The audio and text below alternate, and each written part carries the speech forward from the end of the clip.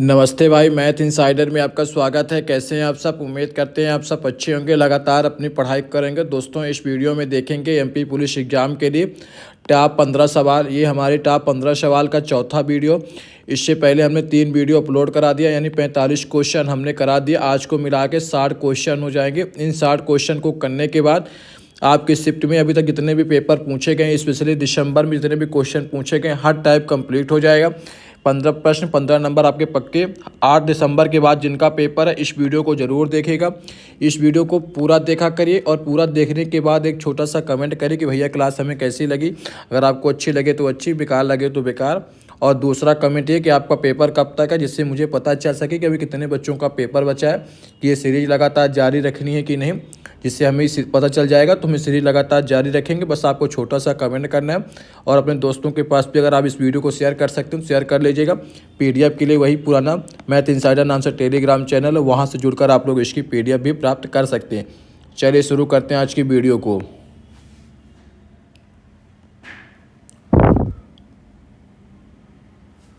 देखिए, एक आज 15 में से 10 से 11 क्वेश्चन एडवांस मैथ के हमने लिए हैं, क्योंकि एडवांस मैथ अगर ज़्यादा पूछा जा रहा तो इसी टॉपिक से पूरा कंप्लीट करा देंगे।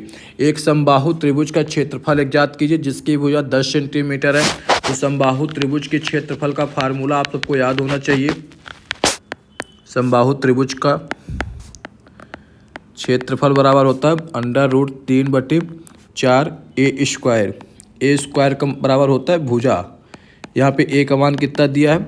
10। 3/4 ए स्क्वायर, यानी ए का स्क्वायर करेंगे तो 100 हो, 10 का स्क्वायर करेंगे 100, 25 चौको 100। इसका आंसर हो जाएगा 25√3। कभी कभी समबाहु त्रिभुज के क्षेत्रफल दे देगा तो भुजा पूछ लेगा, आगे पीछे करके आप लोग इसी फार्मूला से आंसर निकाल लेंगे। अगला देखिए कि एक पंचभुज है, उसमें विकर्ण कितने खींचे जा सकते हैं। विकर्ण का फार्मूला हमने आपको पहले भी बताया था, n-2/n-3/2। n का मान कितना है? पंचभुज यानी 5 भुजा। 5 -3 करेंगे तो कितना? 5 - 3 करेंगे कितना आएगा? 2। 2 से 2 कट गया, विकर्ण हो गया 5। ये फार्मूला आपको याद होना चाहिए। n-3/2 अच्छे से लिख दें, एक सेकंड।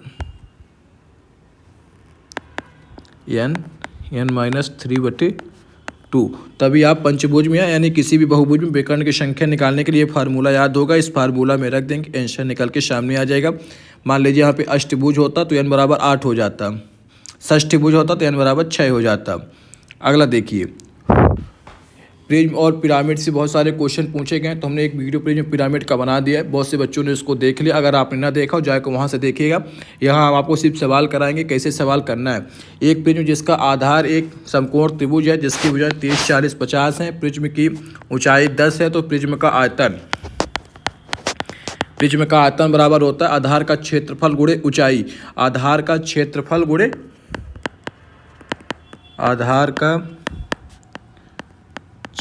गुणे ऊंचाई। तो सबसे पहला काम आपको है कि आधार का क्षेत्रफल निकालना। तो इसमें भुजा कितनी दी है? भुजा आपकी 30, 40, 50 दी है। तो सबसे इसको भूल जाइए, इन दोनों का गुणा कर दीजिए। 30 × 40, लेकिन त्रिभुज के आधार का क्षेत्रफल होता है 1/2 आधार गुणे ऊंचाई। 1/2, ये 30 × 40 करेंगे 1200, ये आ गया आपका 600। इतना निकालने के बाद ये आधार का क्षेत्रफल कितना है? 600। ऊंचाई कितनी है? ऊंचाई है 10। 6000 आपका आंसर। कैसे आया? हमने प्रिज्म और पिरामिड की वीडियो में अच्छे से समझाया, आप लोग जाकर वहाँ से देख सकते हैं, प्लेलिस्ट में वीडियो पड़ा है। अगला सवाल देखिए, यदि किसी त्रिज्या खंड की त्रिज्या 100 सेंटीमीटर है और वृत्त की लंबाई 157 सेंटीमीटर, तो रेडियन में कोण ज्ञात कीजिए। इसके लिए फार्मूला होता है L/R। L कितना है? लंबाई 157, R कितनी है? 100, भाग कर देंगे 1.57। इसका आंसर हो जाएगा कोण का, यानी रेडियन में कोण इतना हो जाएगा। रेडियन भी हमने अपने चैनल पे अपलोड कर दिया। ऐसा कोई टॉपिक नहीं जो हमने अपने चैनल में अपलोड न किया हो। एक पिरामिड है, उसका आधार एक आयत है, आधार की लंबाई 40 है, चौड़ाई 20 है और ऊंचाई 7 है। तो पिरामिड का आयतन इजाद कीजिए। तो सबसे पहले हमको पिरामिड को ना पढ़ के सबसे पहले हमको पढ़ना है प्रिज्म। प्रिज्म का आयतन निकालेंगे, उसमें 1/3 कर देंगे तो पिरामिड हो जाएगा। सबसे पहले आपको प्रिज्म निकालना है, उसमें 1/3 का भाग कर देंगे, पिरामिड हो जाएगा। ठीक है। पिरामिड का आधार एक आयत है, तो आयत का लंबाई गुणे चौड़ाई होता है और ऊंचाई आपकी इसमें कितनी है 7। ये लंबाई कितनी है 40, चौड़ाई 20, ऊंचाई कितनी है 7। 4 दूनी 8, 100 गुणे 7, 8 सत्ते 56। यहाँ तक सवाल हो गया प्रिज्म का। लेकिन यहाँ पे देखेंगे सवाल में दिया है पिरामिड, तो पिरामिड दिया तो लास्ट में 1/3 का भाग करना होता है, वही आंसर निकल के सामने आ जाएगा। यानी 5600/3 भाग कर देंगे, आपका आंसर निकल के सामने आ जाएगा। आप लोग भाग करके देख सकते हैं। अगला सवाल देखिए कि 15 पेन की कीमत 10 पेंसिल के बराबर है। 15 पेन की कीमत 10 पेंसिल के बराबर है। पेंसिल लगता गलत लिख गया, पेंसिल लिख लीजिए हिंदी में, PNCEL होता लगता है पेंसिल। तो पेन बटे पेंसिल करना है, ये 10 ऊपर रहेगा, ये 15 नीचे आ जाएगा। 2 पंचे 10, 3 पच्चे 15, यानी पेन बटे पी का मान कितना आया 2/3। लेकिन सवाल में दिया है कि एक पेंसिल की कीमत 12 है। एक पेंसिल की कीमत यहाँ पे 3 है, सवाल में दिया है 12। 3 चौको 12, यानी 1 का मान 4। तो एक पेन की कीमत 2 है, तो 2 गुणे 4 यानी 8। अगला देखिए, एक वर्ग की भुजा 6 सेंटीमीटर है, तो वर्ग का क्षेत्रफल का फार्मूला आप सबको पता है A²। ये मेरे सवाल नहीं जो पेपर में आ रहे वही सवाल मैंने कराए। कुछ सवाल सरल, कुछ सवाल कठिन। अधिकतर सवाल आपके अगर 22 से 23 क्वेश्चन पूछ रहा है तो 18 से 19 क्वेश्चन एकदम सिंपल ही पूछ रहा है। 6 का वर्ग 36। आगे देखिए,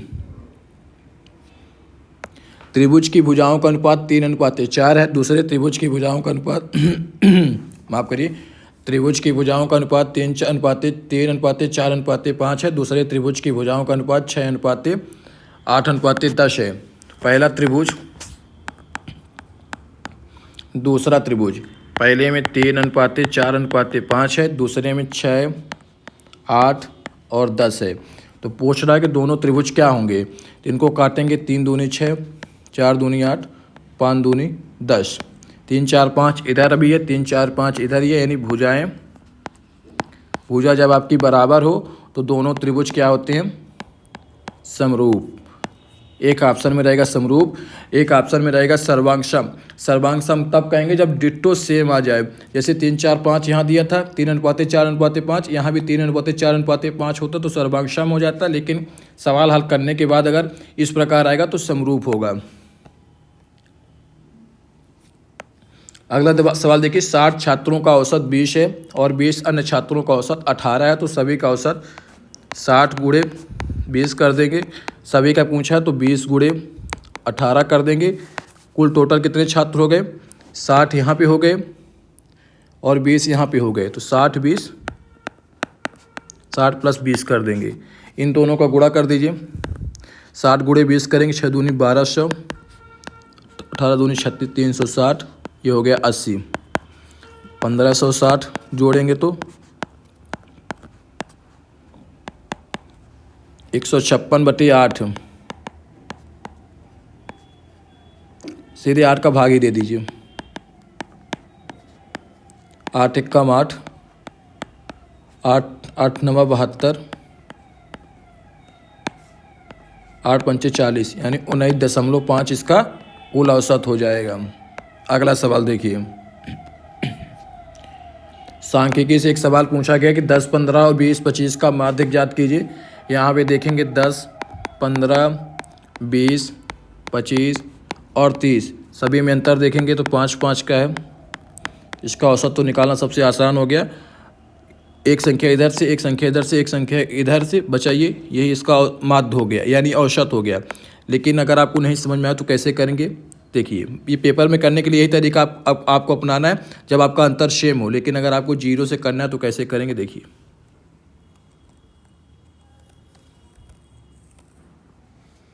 10, 15, 20, 25 और 30 का माध्य ज्ञात करना, तो सभी संख्याओं को जोड़ना पहले। 10, 15, 20, 25 प्लस 30 बटे कुल संख्या 1, 2, 3, 4, 5 जोड़ दीजिए। 15, 10, 25, 20, 45, 45, 5, 50, 20, 70, 30, 100, 20 पंचे 100। ये आपका आंसर हो गया। अगला सवाल देखिए। एक कंपनी का उत्पादन 1000 रुपये है, यदि उसमें 5% की वृद्धि होती है तो वृद्धि के बाद उत्पादन ज्ञात कीजिए। कंपनी का उत्पादन कितना है? 1000, 5% की वृद्धि यानी 105/100 हो गया। 21 पंचे 105, 20 पंचे 100, एक कट जाएगा। 50 दूनी 100, 50 गुणे 21 यानी 10, 50। पहले कितना था? 1000 था।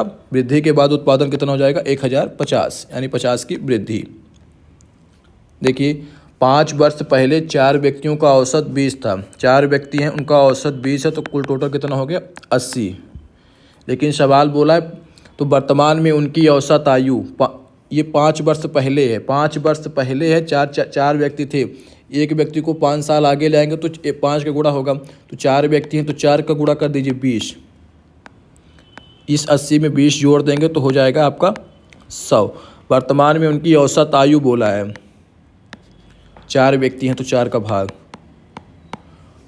5 साल पहले 20 वर्ष उनकी औसत आयु थी, लेकिन वर्तमान में 25 साल होगी। अगला सवाल देखिए।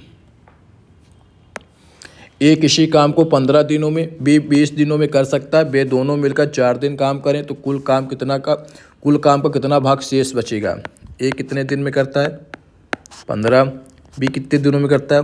20। पहला काम होता है 15 और 20 का आपको लघुत्तम लेना है। तो ऐसी संख्या लीजिए, 15 से भी कट जाए 20 से तो 60, 15 चौको 60, 20 न्याय 60। उसके बाद बोला वे दोनों मिलकर 4 दिन काम करते हैं। ए का 4 हो गया, बी का 3 हो गया, दोनों मिलकर कितने दिन काम करते हैं? 4, 4 3 7 चौक 28, यानी 60 में आपका 28 काम हो गया। इन दोनों घटाएंगे कितना बचेगा? 60 में 28 गया तो 32। तो कुल का कितना भाग शेष बचेगा? शेष बचा 32, कुल कितना? 60। 8 चौक 32, 15 चौको 60, यानी 8/15 भाग काम शेष बचा और काम पूरा कंप्लीट हो गया है। अगला देखिए कि त्रिभुज के बिंदुओं के निर्देशांक 5, 3, 3, 5, 7, 5 और त्रिभुज के केंद्रक का निर्देशांक, ये हमने बहुत पहले बता दिया जब पेपर स्टार्टिंग हो तभी केंद्रक वाला। इसको कैसे करेंगे? ये x1, x2, x3 केंद्रक होता है x और y। x बराबर x1, x2, x3 को जोड़ दीजिए। 5, 3, 8, 7, 15 3 का भाग करेंगे तो 5। y बराबर इसको 5, 5, 10, 3, 15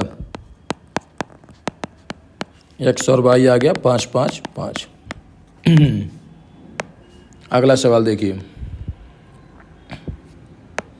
2 त्रिभुज हैं ABC और DEF। सबसे पहले त्रिभुज बना लीजिए, ABC, दूसरा DEF, समरूप हैं यानी ये दोनों बराबर हैं।